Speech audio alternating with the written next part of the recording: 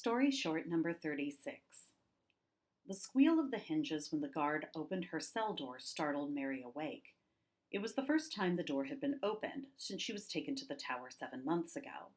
All of her food was shoved between the bars, and her water bucket was filled every other day with dirty water poured between the bars.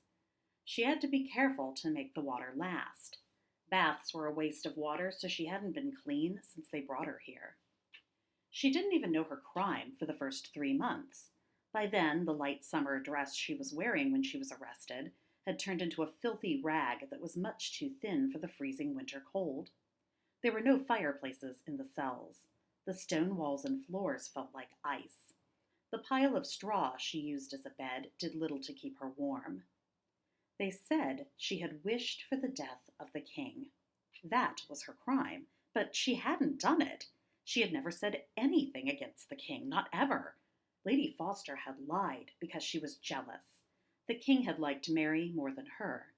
Lady Foster lied so the king would lose interest in her. It had worked, too. Lady Foster was going to be queen, and Mary was in a cold, dark jail cell.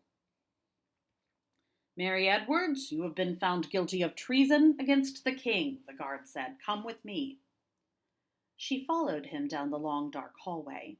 When he opened the door to the courtyard, the light was so bright that her eyes watered. She wasn't used to seeing the sun.